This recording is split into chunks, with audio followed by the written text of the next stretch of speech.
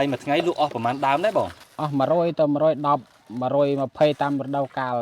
នោះបាទនេះបានហៅថារបស់ពិតអស់តែ2500រៀលទេលក់ទៅដល់មុខផ្ទះតែម្ដងអនាម័យហើយរសជាតិឆ្ងាញ់ហើយញ៉ាំបានមួយឆ្អែតថែមទៀតរំដួលធីវីបងប្អូនឲ្យតែឃើញមុខរបរណាដែលធម្មតាប៉ុន្តែរោគចំណូលមិនធម្មតារសជាតិប្លែកហើយសំខាន់តម្លៃសមរម្យអនាម័យខ្ពស់បែបនេះដឹងតែផ្សាយជូនពុកម៉ែបងប្អូនយើងបានទស្សនាតែម្ដងស្ថានភាពរបស់គាត់មិនសូវជាដើរបានស្រួលដូចគេទេដោយសារតែគាត់មានបញ្ហាពិការភាពពុកឆ្អឹងផងបងប្អូនក៏ប៉ុន្តែបេះដូងគាត់មិនពិការឡើយប្រកបមុខរបរនេះតាមភូមិតាមស្រុកនៅក្នុងខេត្តសៀមរាបចល័តទីគ្រប់ទីកន្លែងតែម្ដងអ្វីដែលគាត់អាចធ្វើបានណាគឺធ្វើនំប៉័ងប៉ាតេដែលមានគុណភាពខ្ពស់រសជាតិឆ្ងាញ់តម្លៃសមរម្យហើយមានអនាម័យមែនទែនមើលតែការច្នៃប្រឌិតរបស់គាត់ទៅបងប្អូនម៉ូតូតែមួយទេដាក់ធុងដាក់ដែកដាក់ដំបូលពីលើមានធ្យូងមានអុសមានដែកកេះដល់កឲ្យបងប្អូនមានគ្រប់សពបែបយ៉ាងតែម្ដងហើយមិនមែនធ្វើឲ្យតែបានធំតែក្លិននោះទេពេលដែលយើងកំងទិញនំប៉័ងប៉ាតេរបស់គាត់មួយបងប្អូនចំណាយ2500រៀលអស់តិចមែនទែនបើនិយាយពីរសជាតិ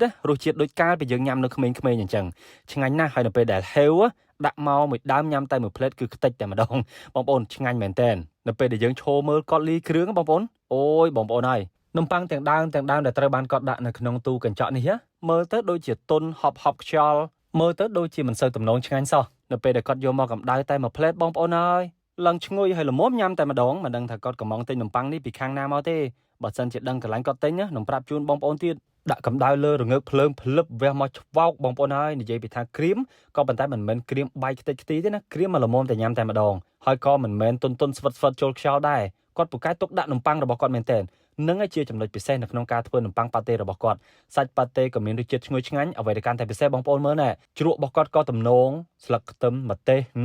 គ្រាន់តែឃើញនឹងហៀទឹកមាត់បាត់ហើយនេះលក្ខណៈពិសេសមួយទៀតដែលយើងអាចរៀននិងកត់សម្គាល់ពីគាត់បានណាបងប្អូនដោយសារតែជាមុខរបរសាមញ្ញតូចតាចចង់ឲ្យបានចំណូលច្រើនគឺទាមទារឲ្យគាត់មានការច្នៃប្រឌិតអត់លក់មួយកន្លែងទេហើយក៏មិនមែនលក់ទៅតាមទីប្រជុំជនដែរគាត់ទៅគ្រប់ទីកន្លែងតែម្ដងកន្លែងស្ងាត់ក៏ទៅកន្លែងអ៊ូអក៏ទៅក្រុងក៏ទៅស្រែក៏ទៅនិយាយរួមឲ្យតែមានមនុស្សបើកតែឧបករណ៍បំពងសម្លេងរបស់គាត់នំប៉័ងប៉ាតេនំប៉័ងតែប៉ុណ្្នឹងទៅបងប្អូនហើយនិយាយពីថាទៅដល់ទីណាក៏ផលិតផលដែលជាចំណីអាហារសម្រន់របស់គាត់នេះបានលឺជ្រួតជ្រាបទៅកាន់អតិថិជនគ្រប់ស្រទាប់ចន្ទថ្នាក់គ្រប់ទីកន្លែងតែម្ដងសូម្បីតែជាមួយទឹកក្នុងបឹងក៏លឺដែរ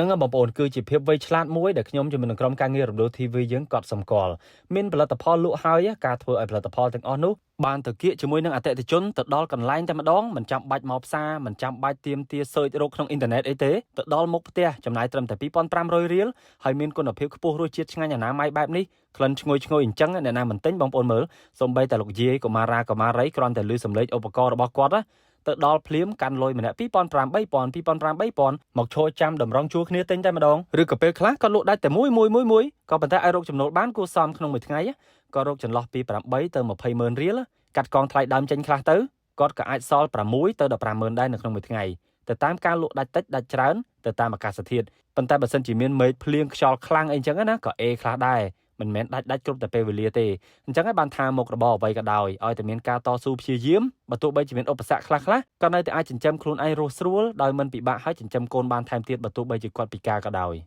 មើលតែធុងលុយគាត់ទៅដឹងហើយបងប្អូនសិតតែច្នៃប្រឌិតចេញទាំងអស់លុយឡើងពេញប៉ុន្តែសិតតែរាយទេទៅដល់ផ្ទះល្ងាចហ្នឹងបានរាប់ម្ដងហើយសម្ភារៈចាំបាច់របស់គាត់ហ្នឹងគឺជាមធ្យោបាយនៅក្នុងការធ្វើដំណើរគឺម៉ូតូរបស់គាត់ហ្នឹងតែម្ដងផ្សារឡើងផ្សារចុះដាក់ដៃធ្វើដំបូលបងប្អូនមើលរឹងប៉ែតែម្ដងយ៉ាងរឹងមាំរបស់គាត់ណាការពារទាំងថ្ងៃផងការពារទាំងទឹកភ្លៀងបានទៀតយោះមានចន្ទុលមានអីរបស់គាត់ទៀតឡើងលយហ្មងណាសាមញ្ញងាយធម្មត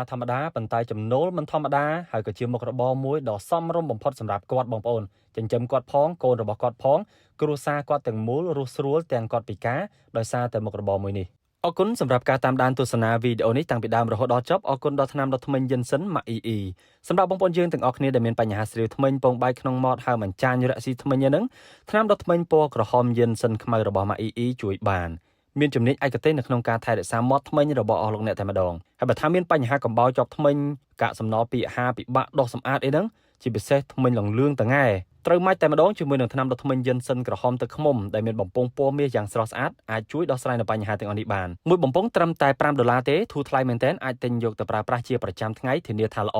ដុសធ្មេញដូចបានញ៉ាំផ្លែឈើអញ្ចឹងឈ្ងុយក្លិនផ្លែឈើមកហើយថ្នាំដុសធ្មេញដែលមានវីតាមីន Phytonin 5 ប្រភេទបញ្ចូលគ្នាដើម្បីដោះស្រាយបញ្ហានិងថែរក្សាមាត់ធ្មេញមិនងាយនឹងមានទេណាបងប្អូនតែនេះមានវត្តមានហើយនៅក្នុងថ្នាំដុសធ្មេញ Jensen Mac EE អាចរកទិញបានតាមរយៈបណ្ដាតំណែងចែកចាយក៏ដូចជាលេខទូរស័ព្ទដែលមានបង្ហាញជូននៅលើអេក្រង់នេះស្រាប់ជួបគ្នានៅក្នុងវីដេអូក្រោយទៀតសូមជម្រាបលា